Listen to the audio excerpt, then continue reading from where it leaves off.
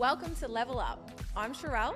And I'm Danny, and this is the podcast where we talk about health, fitness, and mindset. We are back. What is going on? I'm staring you right in the eyes.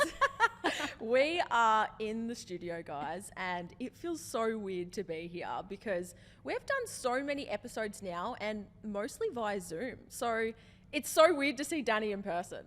We have definitely leveled up. There are microphones in front of us. There are all these fancy cameras. We have our amazing producer and Becky on the camera. There's like so many people, but I'm so excited because this is something that we've always wanted to do with the podcast, just really take it to that next level. You know, we started trial and error literally on your couch in 2019 with a little lapel mic connected to an iPhone.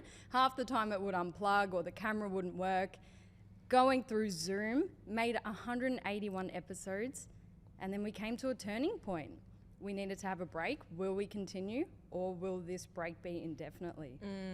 Yeah, a lot of people get to these sort of periods where they have to reassess what they're doing and question stuff. And I think that they look at it with like a negative mindset. And I know we got to that point, Danny, where what got us from A to B wasn't going to get us from B to C. And we had to take a hard look at what we were doing. And a lot of our systems and processes and the way in which we'd run the podcast since 2019, like had not changed. We'd been through lockdown. I had completely changed careers. So had you, Danny. Like we had changed, but the podcast hadn't, right? And we went through this phase where we were like, are we going to keep doing things the way that we've done? Or, I hate to say it, are we going to level up? Are we going to go take things to the next level? I just can't. I cringe every time I say that. But it's our catchphrase. I know. Cringe. It's why we're here though. And, you know, I had a moment of gratitude when I was driving down to Melbourne today to record this where I was like, I would have killed for this years ago to be in this position. And I know a lot of people might be watching us now being like, that'd be so awesome. But it's been an absolute grind to get here. Like this is the first time we've had a break, right? In years from the podcast. And I would love to hear from you, Danny, but what did you think about like over those weeks when we had the break? Like, was there anything that sort of came to mind where you could like reflect and take stock? It was interesting. I mean, everyone dreams of being in a fancy recording studio, you know, with one of their closest friends in the world and just being able to have a podcast. But then I feel like it's something you have to earn the right to be in this position. And I feel like when we were in the break, it allowed me personally to reflect on the hours and hours and hours of work, time and effort that we did put into the first, 181 episodes. I felt super worthy to be in this position. And not saying that you can't start like that, but it is an investment. You know, you need to really put all of your resources into there. And, you know, at the start, when we did start the podcast, it was sort of the coolest thing we were doing to do with health and fitness, right? We're starting a podcast, it was having amazing traction. And then, as you said, we changed careers and changed our life. And then all of a sudden, the podcast was still going, consistent, stagnant, but our empires grew around us. And all of a sudden, rather than being at the forefront of what we were doing, it was on the back burner. Yep. So, yeah, it did get to that point where I'm so happy that you and I remain aligned on, okay, let's start taking it seriously now, because originally we didn't want that pressure. Yep. We didn't want it to feel like work. We wanted just to catch up every week and have fun and see what happened. But now I feel like we've really earned the right to treat it a little bit more seriously, which... You know, my heart's racing because it's so new and exciting without losing ourselves, of course. But we want to be able to put in the amount of effort for you guys, the listeners, because they've stuck with us the whole time. And the community and the feedback is incredible that I feel like it's our duty to then now reciprocate what we have been given and give them a way better experience. Yeah. I think it's so important as well that whenever you go into any project or partnership with someone that you align on so many levels. And like there's been times, and you know, you won't mind me saying this, Danny, where we've had conversations, you know, about directions that we're doing, things that we believe in, things we want to talk about, things we don't want to talk about, like different opinions with training and nutrition and competing, and like we've sort of like grown with each other but also respected each other. And that's something I really appreciate about you, Danny, is that like if something's not working, I know I can bring it up and you've got the same part of you that's like, you know what, if it's not like quality and if it's not aligning, like I don't want to do it either. And as you mentioned, like being in this position now, it's something that I just have a lot of gratitude for, but then I'm like so excited. And I thought it was like nervousness at the start. I was like, oh, I'm nervous, but I'm like, no, I'm just like genuinely excited to be able to get to this point, put the time, the energy into, you know, this piece of us and be able to provide a lot of value to everyone else. Because in a world that is so short form content and everything's so quick and grabby and shallow, like I crave, and I don't know if, you know, people listening, but I crave deeper connection and I crave deeper conversations. Like the superficial stuff that you see on Instagram and TikTok and even podcasts are getting so short these days, like 15 minutes, like I get it. But what about the deeper conversations? So I'm really excited to be able to have them like around all of the areas that we already talk about, but then even get a little bit more into who we're growing in as well, because I feel like we've changed so much over the years. And I was reflecting on this the other day because I pulled up our notes, Danny, from episode 1, 2019. There was a spreadsheet on there. There was a graph with training, nutrition, competing. And I was like, can't use any of this. Like this can all go in the bin because we've changed so much. So I'm excited to be able to have like a different lens to the podcast for this next season. Absolutely, and I do remember that spreadsheet. I remember being in charge of all the notes at the start because that was such my personality and you were such a free spirit. But now I feel like the roles have reversed. Swapped. I'm finally just giving myself a break from being so rigid and analytic, and then you've come in being more organised, but it complements well based on where we're at in life. And so true. Why do you think, just pausing on that, why do you think that's happened? Like at the start, I think, I don't know if anyone picks up on this in the episodes, but at the start, I was so, she'll be right, like go with the flow, Danny, I don't need a note, it's fine. And you were like, no, like 11:15, we'll be there, here's the spreadsheet, Google Drive, and it worked so well because it was like yin and yang, and that's sort of where that came from. And over the years, I feel like we haven't changed, but we've been able to dip into those other traits and really be able to develop that. And I'm curious to hear from you, why do you feel like you've been able to like loosen up a little bit? I feel like, good question. Definitely what I do in a day-to-day isn't so time-based and appointment-based. You know, we were both in university, you know what it's like. From high school to uni, you have to be a certain place at a certain time. Then, you know, graduating and having clients on the clock. You know, you might have 5 minutes to eat in the break. Everything had to be scheduled in order to move efficiently.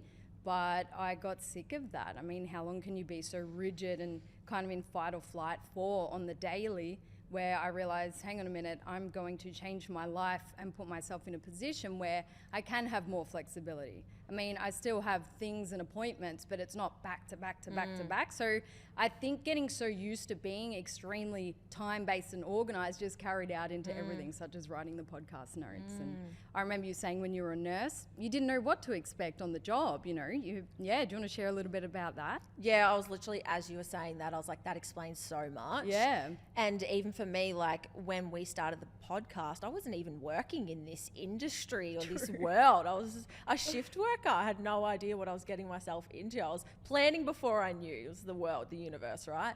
But as you mentioned, like when you're a shift worker, you can't plan. Like I couldn't just sit down. I knew what shifts I was working and then I molded my life around that. But, you know, you could easily just have to stay and do overtime and nothing was ever guaranteed. So I'm really grateful for that because I sort of learnt to be flexible. And I think a big part of why I am a little bit more structured now is because being in business, you sort of have to be.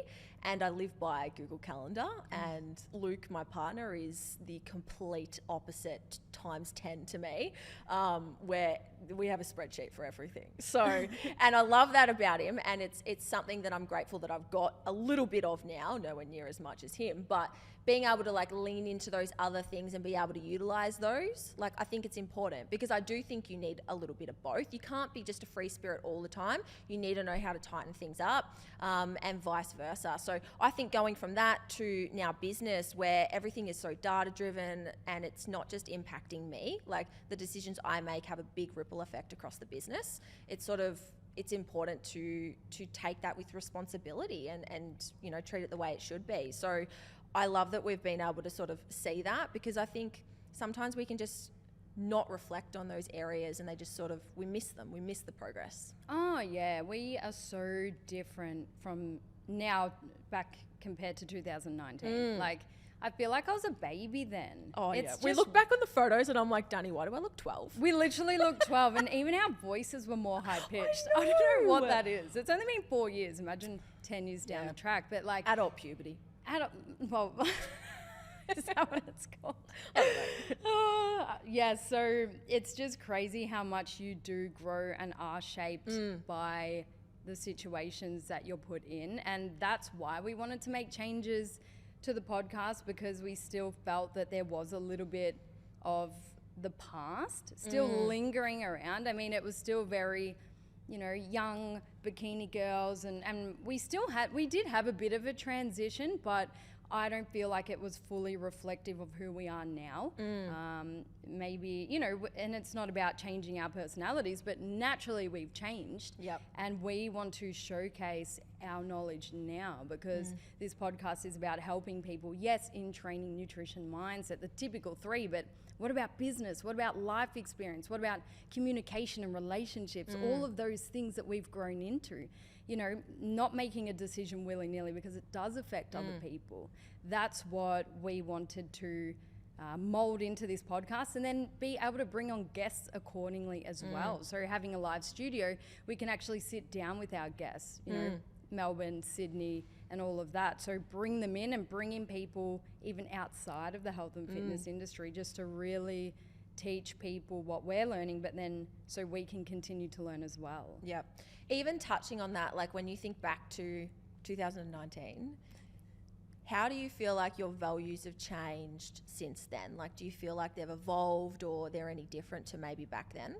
I think, back then it was very centered around still helping other people, but myself, my own journey. I was single, I didn't have many commitments. I just had my work, my training. I just moved out of home. I feel like I was a baby. Very happy-go-lucky, a little bit less anxious than what I am now, a little bit more naive. It's just really interesting, and I feel like I've turned into more of an adult, which, I make more educated decisions. I think a little bit more worst-case scenario based off things that have happened. It's really interesting, a little bit more settled. Back then, I feel like I was a firecracker, running around, having the best time in the world. But when you get into business, when you get into relationships, when you go through lockdowns, like everything shapes you. So I think my main differences are I've just been exposed to way more situations that are actually life-shaping and are involved with all kinds of people, not just people in my small circle. Yep, perspective, right? Like, the more experiences we have, the more it sort of shapes us as well. And I think so much, not even just in our lives, but in the world, has changed like over the last 3 years, that it's like insane. Like if you told us episode 1, like this is all gonna unfold in the world, like I'd be like, radio, like you wouldn't even expect it. So I completely agree. I feel like when we started, right, if you had asked us what were our values of Level Up when we started, we'd be like, oh yeah, training, nutrition, competing. Like we would list the things that we use, rather than realizing that training and nutrition is a way in which we look after ourselves, or is a way in which we challenge ourselves, or strive for personal growth, or other areas, self-improvement. And I think that's probably realized that we use the things that we do as resources or tools or ways in which to be able to work on ourselves. And I think when we come back to even the podcast, if we reflect on the episodes and some of the guests that we've had on and the topics and the discussion, training's a big part of it, nutrition's a big part of it, and competing was a big part of it. But is it the value? Is it the principle? No, like I don't think it is. So I feel like we've got just a different frame where we're sort of coming back to the podcast with a bit more understanding on maybe the direction that we want to go into, and therefore the deeper conversations that we want to have, and also the outcome of why we're here. Totally. So you asked me the question, but I'll ask you back. How do you feel that you've changed briefly since 2019? Briefly? You want me to keep it short? Oh no, that's the whole episode, right? No, don't keep it short. Expand, elaborate. I think for me, back in 2019, I was going through a massive transition phase. Like I had finished my postgrad studies. I'd moved to Melbourne. I thought I was going to pursue my dream career at the dream hospital, become like, you know, a senior midwife and do all this stuff. And I think going through that period, because it was literally lined up with the podcast. It was like the last show, I'd just gone to Melbourne, finished my first year. I think I was just going through like a big transitional period, and I think it sort of came off in the podcast as well, like when I was probably sharing. So I think for me, like you said, it was so much about me, not realizing the growth that I was sort of going through. And I don't think I've changed so much as a person. Like, I'm definitely still the same person. I just think I value different things. And I remember we've had so many conversations, Danny, so many vulnerable conversations on the podcast where I've been like, sharing, you know, my limiting beliefs around not being smart enough, not knowing what I'm doing. And I can confidently say that, yeah, sometimes those voices are like, they're in the background, but they don't dictate what I do. So I just feel like for me, I've just grown a lot as a person. And I don't like the saying of like discovering myself, but like finding my voice and finding like what my true passion is and being okay with changing directions. Like, that's been a massive theme for me over the last couple of years, is just being okay with starting something and not having like this sunk cost fallacy thing show up where I feel like I have to finish it or prove it to anyone else, but just being okay with saying, this actually isn't what I want to do. I want to do something else. And I don't even know if that's going to be the last time that happens, right? I'm only 29. I think I'm going to have more transitions. And this is actually right here and now. This is one of those transitions where we started the podcast in a particular way, and it's so easy just to continue doing stuff in a particular way. But being okay to pivot and change to make sure that you can keep growing in areas, I think that's something that's become a big value. Like, I see a lot of benefit in being able to pause, question, things not work out, sort of fail forward and go down that aspect.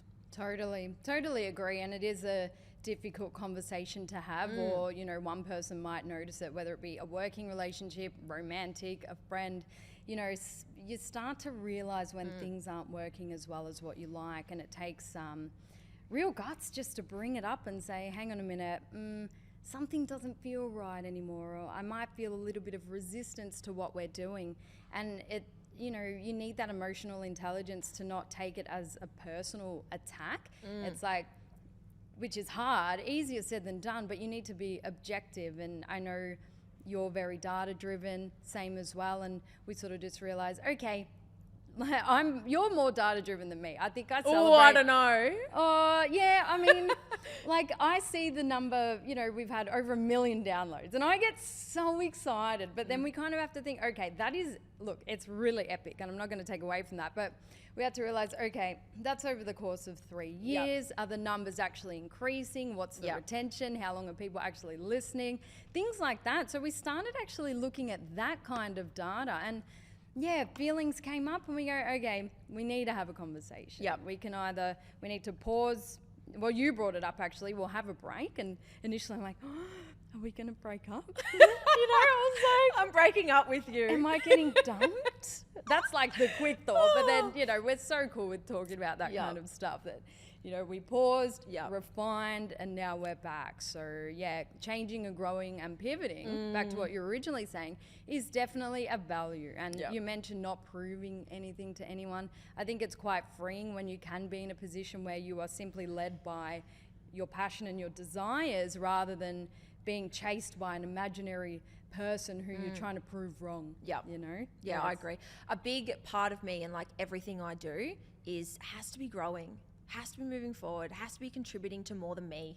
You know, there has to be rationale and reasoning behind why I'm doing what I'm doing. And I also have this big part of me that it also needs to benefit other people. So I hate feeling selfish in the things that I'm doing. Do you know what I mean? I know that's like a part of me that sort of shows up, but I like to know that if I'm like spending time, money, energy, resources, that it's not for my own selfish pursuit as well. And I genuinely know that the direction that we're taking, even with the podcast, is not just for myself, of course, but being able to do that in such a greater way and be able to see things grow is something that is really important. So I know that's a very common value of yours as well. Like, if you're going to do it well. And that's just something I always think about. Like, I'm not here to do things half-assed. Like, if I'm going to do it, like, throw some money into it, it, throw some energy into it. Everything always takes more money, energy and time than what you think as well. So you've got to be prepared to actually lean into that and do it. And I know that you think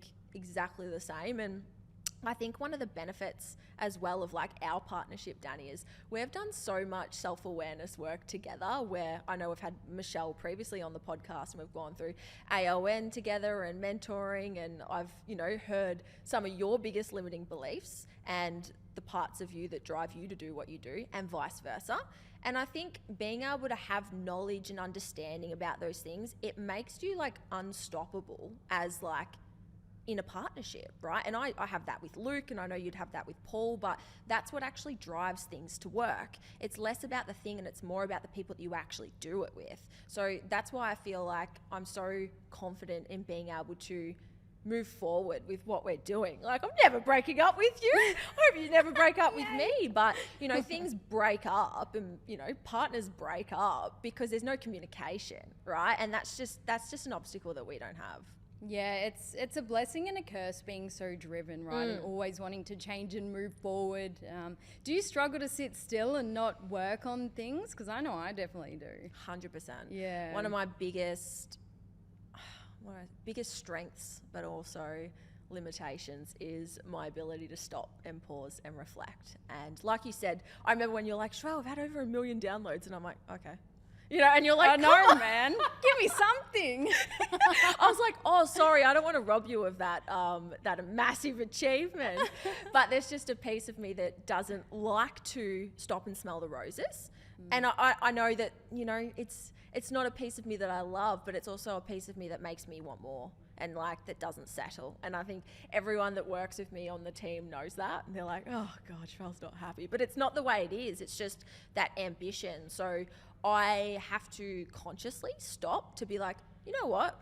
That is epic. Like, that is a really good job. And I know that the people around me help me do that. You help me do that. But is that something that you struggle with, or are you pretty good? I feel like you're great at stopping. And well, I celebrated when you reached 100,000 followers on Instagram. I'm celebrating all your milestones. I think because obviously I've got quite high expectations on myself, and I do visualize, like, I know all of these things are going to happen. Do you remember I sent you a post? You're like, I sent you a message. You're like, oh, thanks. Yeah. I'm going to be happy for you. Yeah. But yeah, I feel like just based on my upbringing, I knew I was always so driven and going to make amazing things happen in life, which, you know, relative. It's just a feeling, and just not wanting to do what everyone around me was doing. I'm like, I really don't feel like I fit in with a lot of people. That's before social media. That's before I could Instagram you and we could talk, and I'd say, oh, a like-minded person. You know, I didn't really have much of that. And sometimes when you're creating your own path, you can't mirror anyone else or model what other people have been doing. So I always knew deep down inside I was going to be different. I wasn't just going to have the job that, you know, the year 12 coordinator recommended on the computer quiz. You know, those quizzes we had to do. I couldn't do it. So it's still a part of me that is almost surprised, but then not really. I feel like I have to celebrate the milestones, because I have been stuck in loops where you are in autopilot and then you actually feel never satisfied with what you've done, where so many people around you could be congratulating you, but then you don't actually feel worthy, or you don't recognize how amazing that thing is because we're so driven forward. So it's that fine balance between pausing, stopping to smell the roses, as you said, but then not getting complacent. Hey guys, if you're enjoying the episode, please share it with a friend or share it on your socials, and don't forget to tag us. Comparison is just the biggest thing that chews people up, because even like sometimes I have that in the back of my mind that it's like, oh, is it that good? You know, you've got that piece being like, oh, in comparison to who and what, you know, and it's so important to ask yourself that, like, to who and to what, because I think what you're highlighting there is, without comparison, everything's an achievement. Do you know what I mean? It doesn't matter how small or how big it is. And I think sometimes we have these milestones in the back of our head of, oh, 100,000 followers, 1 million listens. We have these milestones, and it's like, who actually set that, right? And it's actually one of the things I'm really grateful for is I got into this lifestyle before social media. Like, I got into health and fitness, I got into competing before social media. And I just think I loved that because there was no one else around me. And I remember, you just do it for the love of it, right? And sometimes you can get lost in all of the algorithms and externalized aspects and validation on the outside. And it's also difficult because it's business for us too. So, it's data. We have to sort of use that to our advantage as well. But I think for everyone, it's so important to zoom out from time to time. And like you said, I should probably take my own advice, but be able to take stock of where you are versus where you started, and make sure that you're not, comparing yourself to other people and what they're doing. Even this podcast, right? Like, I know there's probably going to be people sitting watching this podcast going, wow, that's so awesome. But did it start like that? It really didn't start like that. And not enough people show the journey of will show me the 5 years that it took you to get to that point. Everyone wants to earn like $1 million in 30 days or grow to $100,000 in 6 months or whatever it is. Everyone's got these external goals that are not only unrealistic, but they're just clickbait. And no one shows you, like I said, the 3, 5, 10 year timelines that usually take people to get to where they are. And it would be quite an empty feeling to get to that. I mean, look, I wouldn't mind getting $100,000 in 6 months, but, it depends on how you get there and where that number comes from. Did you pick that number because it sounds cool? Or did you actually sit down, do your budgeting, work out how much you need to be earning to have a certain lifestyle? People think, yes, the more money I earn or the more followers I get or all of this will bring me happiness, but then most people sacrifice their health and well-being. So in order to get there, and then what's it worth? You can't enjoy the thing you were striving for. And it's very much like, it's not very much like the podcast, but turning it back to talk to the podcast, quality over quantity now. Because every week we were showing up for 180 weeks or 181, including the little goodbye episode, whatever we did. 180 weeks we showed up because you and I don't like not showing up, right? And then, to use your phrase before, we actually didn't stop to smell the roses because the rose was pretty wilted. We realized, hang on a minute, we haven't actually watered that rose in a while. We need to really stop and work out how to bring it back to life. And it's not about just doing more and more and more and more and more. How about we do less episodes, but better quality? And that way, we don't have to get exhausted or we don't have to start to resent what we're doing, and just really shift it in that way. So I feel like that can apply to anything and anyone, really. It's like, okay, you've set yourself a goal, but at what cost? Yeah, absolutely. I think it goes down to the old, I see this all the time and you'd see it all the time, but the personal trainer that doesn't do their own training because they're burnt out. It's the same with the business owner that's so exhausted that they can't show up for their team. And if you ever catch little red flags along the way that you're starting to get tired, or for me, if I lose motivation, it's a huge red flag because I'm very self-motivated. So if I'm not motivated to do something, it's like a warning sign that there's friction, something's not working, you need to change it. And a lot of people go, oh, motivation, you can't rely on it. It is a symptom though, right? If you're losing drive or motivation or ambition towards something, you need to get curious about it and not just go, oh, discipline, be disciplined, show up. And we are very good at showing up, don't get me wrong, because we have that piece of us. And I think the old athlete mindset is do the work, just do the work every week, do the work, no break. Oh, seasons, is that a thing? We understand that now. So I think it's about reassessing the way in which you do things, right? And it is a great metaphor for life, because you can't just keep flogging yourself doing something the same way you have forever. Things change and you have to change and evolve, right? And I know that since we started, we're both gone into business, right? And that's a whole nother aspect that we've had to throw on top. And my God, I've learned some things, right? And it directly applies to sort of what we're doing here. What got you from A to B just won't get you from B to C. And it's not always about quantity. It's also about our metrics of success, because it's not just, like you said, some people's metrics are following or status or income or whatever, but our metrics are a little bit different here, and we have different drivers of success. So being able to stop and smell the roses and water them again a little bit and just be take a breath, super important. But then it's about, well, what is the garden that you can now grow, right? Once everything's blooming and you've put the energy into it again. How good. We might get a gardening sponsorship. I reckon. There's always an analogy that's the theme of the episode. So the gardening is the one. Yes. we're saying, okay, change. If you like progress, change. And we've mentioned that word a fair bit, but change is freaking scary. Change is so hard. That's why people don't do it. Yeah. So, like, what do you think is the best advice to give someone around the fear of change, and how to overcome it when it does arise? Because it will arise. Yeah. Well, I'll put my lens on. I remember when I quit my job as a midwife. It was the hardest thing I've ever done to this date. The hardest thing is just pulling the trigger, to be honest, and making that initial move on anything that you know you should do, right? And I'll look back now, I'm like, should have done it 6 months earlier, at least, minimum, right? And there's parts of me now that kick myself for not doing it earlier, right? It's always going to be there. So I now like to use that as a catalyst to remind me, don't wait. Like, you will kick yourself. Do you want regret? And I think time is so precious and valuable, and you don't really understand that or appreciate that in your early 20s. You're like, oh, you just feel like you've got forever. But like, I'm just constantly reminded of how short life is, and that you don't get forever, and timing's actually really important, especially as a female, especially in the business world, especially when you want to grow something, because we both know how long it actually takes. It takes years, takes decades to actually do something and really grow it to its full potential, because you just can't cheat time, right? You can throw money into things, but you can't cheat time and consistency. So for me, it's always that conversation about just don't wait, because you're going to regret it. And there's been things that I have not done when I should have, and been able to look back on and gone, I missed that opportunity, right? Because opportunities don't actually wait. So you have to have your own internal thing, and I like to resource out to other people. Like, I always have conversations with Luke, being like, naming things that I know is obvious, like, I just don't want to let this person down, and I know how ridiculous that sounds, but I feel bad for doing this. And it's okay, because that's usually what holds us back, is what other people think. Like, I loved my unit manager, and I didn't want to quit to her, because I was like,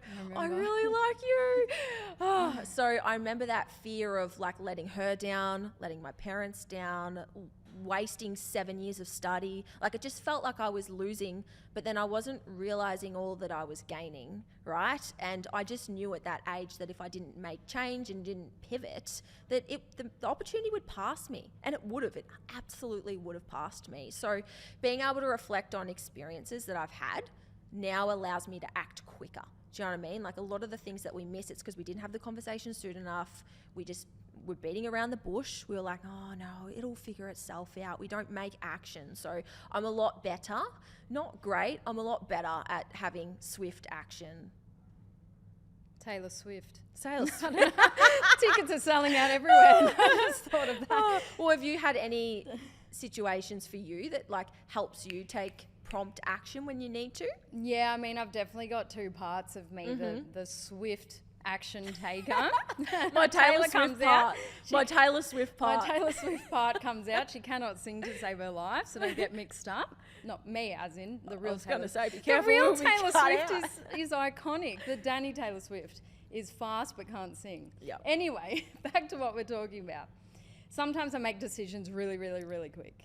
And it's awesome until you go, oh, probably should have done a little bit of research first, because now I'm in this situation. Yet you can get out of it in most cases, or you give yourself a talk and say, look, I chose to do it anyway. It was the right decision in that moment. And then I've got the part of me who is also very slow at making decisions.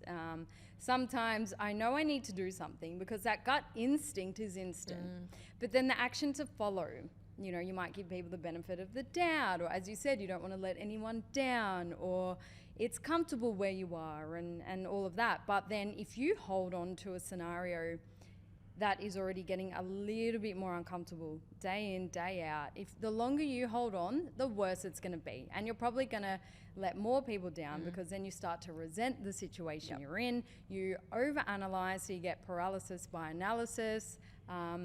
So when it comes to making decisions, make informed decisions, but then also don't overthink, because we can't actually predict everything that's going to happen to us in the future. So I would rather make a quick decision like yourself and then deal with it, because I wouldn't be where I am now if I could foresee all the troubles that was going to come my way and our way, in life. So you almost don't want to know too much, but you don't want to know too little. But the fear is always going to come. Yep. It's easy to leave if you feel bad about where you're at. It's like trying to break up with someone. I remember I had to, bless, I hope, no, there's no way he'll listen to this. When I was 21, I had to break a relationship, but he was so nice. There was nothing wrong with him, but I was just ready to move on to a different chapter. And that was one of the hardest things because I couldn't actually give a valid, quote unquote, reason. Whereas, you know, if someone does something to really harm you and you're like, no, this sucks, I'm leaving. I feel like that is a lot easier, 100%. Right? Yeah, I completely relate with that because I remember saying like, I like this, but I don't love it. You know, and I actually think that's harder when you've got to let go of something that's okay. Like you said, I've been in a similar situation where you're like, they're so good to me. I just don't want it. You know, it's really difficult to have to do that. It's so much easier to cut ties with something that you don't like. Totally. But I feel like it's important to get a little bit of information or ask for help. When it came to our careers, there weren't that many people. I mean, like we met through Instagram, you know, you slid in the DMs, saw we were going to one of the WBFF shows, found a like-minded community. But then aside from people on the internet, which was not until we were in our mid-20s, you know, there were a few books that I found that really opened my eyes up to a world outside. You know, I didn't really get much from school aside from the topics I was learning, but something about books and then the emerging social media that really allowed me to go, hang on a minute, there is a whole nother world out 100%. Here. And then you learn that, maybe the life that I'm living can actually change. Once you have that realization, then you are unstoppable. Yeah, absolutely. It's so funny. I was talking to Luke about this the other night. I can't remember what the question was. We're going through these cards that sort of prompt conversation. And we were sort of reflecting around the lines of like, what's something that you used to value a lot that you no longer do, or something that you've been able to let go of around those lines. And mine was around the way in which everything's so laid out for us, like conforming to a particular way of doing stuff. And like you said, I remember going into careers and sort of, it was almost like, well, you get your ATAR and then the one that's close enough, but as high as it can, right? Then that's the career that you would almost do. And then it would be like, go to uni, move away, get a house, have a partner, have a kid, you know, and it was just like that sort of regimented stuff. And what we've done, and probably a lot of people listening to this, is just so far from mainstream and normal of what a career is. And even like 10 years ago, like personal training was not really seen as like a career. Online coaching didn't even exist. I don't even know like where were apps in the game. They were definitely around, but you know, we're both developing or have developed apps, and that's just the things that we're doing. It's like not really something that has been shown in front of you, and it's so much easier when you work and you have like a job description and something that you know, it's the blueprint of what you're supposed to do, right? And we've had this conversation. It's like, it's so hard when there's no blueprint. Like even with podcasting, it's like, well, what do we do if something's not working? What's next? What's the next step, right? And it's really hard to be able to take those steps and move forward and just go off your gut instinct. But that's really what you have to do if you want to be able to pivot and do something that's like out of the normal ways of moving through life. Oh, yeah. And we definitely get those jittery feelings, you know, excitement, fear, all in one when we do something new. But we know you learn how to handle those feelings, and that when they arise, it means that that activity or that change is really important and you are excited, because for us, stagnancy is way worse than feeling nervous for something or excited for something. And we are just the kinds of people that we've migrated towards each other because we are the ones that want to pave the way. Probably a little bit stubborn. I don't want to work for other people. You know, I don't want to be in a blueprint where When was the last time you worked for someone? I've worked with people as contractors when I graduated, so maybe in 2020, just working at other clinics. But in terms of actually working for someone, I was working in a cafe. I don't know, it's been a little while. Long time, yeah, because as a contractor in the health industry, I was able to still mold my way of practicing and what I wanted to do. So just, naturally I knew, and I know you have the same, that we have a unique skill set in which we can offer to people, because it all comes down to, yes, doing what you want to do for a career, but that comes off the back end of the way in which you can help other people. And we have the gifts. Like you thought at the start when you mentioned, oh, I've wasted all this study, but now you've used your skill as a midwife to then combine with coaching women, creating the women's health movement, you know. So I used all my years of working in different clinics, taking bits and pieces and competing and molding it all into one and doing what I do now as well. So it's like we're creating our own blueprints. But going back to the comparison piece, how can you, let's use you and I, for example. Even if we tried to compare to one another, we physically couldn't because of the tiny, intricate details across our lifespan that has led us right now on this couch talking to one another.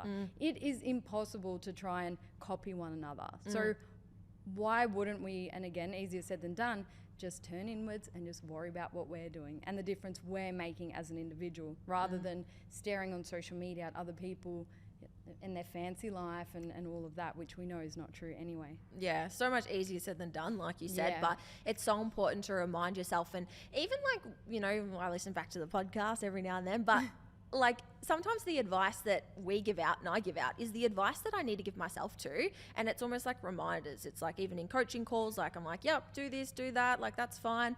And giving out analogies and just like different perspectives. But usually we give out the advice that we need for ourselves too. So there's always going to be times where we have imposter syndrome and comparison pop up and all these other things too. But I guess even us, like our hope with the podcast and in general, and a lot of what I do on socials, and I'm sure you as well, Danny, is like we just want to be able to encourage people to confidently pave their own path and be okay with it. Because I still somatically remember in my body how uncomfortable it is to like quit a job, say no, like have a hard conversation with someone, and put yourself in vulnerable situations and put yourself out there into the world. Because as you said, like people and things and opportunities, they don't just come into your life. You actually have to seek them out and put yourself in that environment to be able to take those opportunities. Totally. And, I don't want everyone who's listening to now think that they have to quit their job all of a sudden and just quit your job, leave their partners and just make a change. But I'm saying the option is there if you are considering it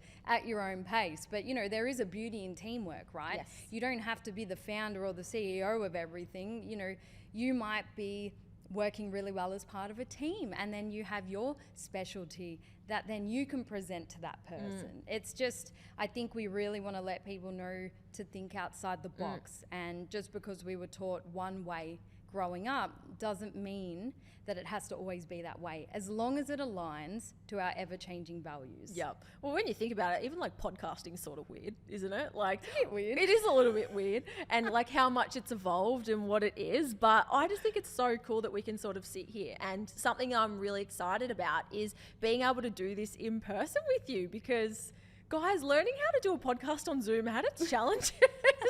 Danny would be frozen on the screen. I'd be like, oh, keep talking, just so I don't know when she's going to come back. And, you just got these things that pop up, and nothing beats just being able to sit on a couch and have a conversation with someone. So that's the one thing I'm super pumped for. Is there anything? The couch, was it? The couch. Just being on a couch with Danny. I feel like that's a privilege in itself. You're too sweet to me, but no, definitely excited for the couch. They're good to see you. Hopefully it's a fold out. Oh dear, definitely excited to be able to be face to face with you and our guests that we have on. I'm so proud of us for sticking it out for this long. I want you to read out that stat about the podcast. I know we skipped down, but pretty cool stat. I did see this on a podcast. I heard it on a podcast and wrote it down. But 90% of podcasts don't make it past episode 3. And of the 10% that do, 90% don't make it past episode 20. So that makes 21 episodes, makes you in the 1% of podcasters in history, right? So hectic. When I read that and heard that, of the chances of us even being here, and the traits and the characteristics and the resilience and the consistency and the doing all the mundane, boring stuff, like that has to happen. Do you know what I mean? To get that. And those things, I'm like, oh yeah, right. Like it gives me a comparison point, firstly. But then it's like, we're not fortunate or lucky. We're hard workers. And it's important to acknowledge that, because that's why we're here. So that's why I'm so excited, because I'm like, if we can get through all of that, a pandemic, moving from Skype to Zoom, from lapels and everything in between, blowing light bulbs, dropping cameras, everything else, you flying down to being here and being able to continue the podcast, it makes me excited for the future.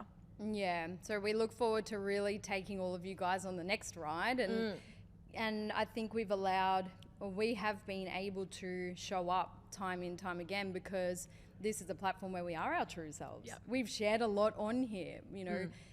We aren't scared to really take people through the highs and lows of our journey. There've been some really low times, but we still show up, and we might have a chat privately beforehand just to get regulated and in the zone, but then we still show up and use it as a lesson, because the last thing that we want to appear is perfect, always have our shit together. You know, we're learning too, and we want to continue to take everyone with us. Yeah, absolutely. Excited, and I just wanted to give like a big shout out to everyone that supported us as well, like along the way, to be able to get to this point, because I feel like I say this all the time, but it's like we're just starting as well. So thanks everyone for listening and always tuning in, and you guys that have been listening to us for years and years and years. We're pumped to be able to get into the next season. Season 2, here we are. Thanks, guys. If you're enjoying the podcast, please leave us a 5-star review and hit follow so you can stay up to date with our weekly podcast.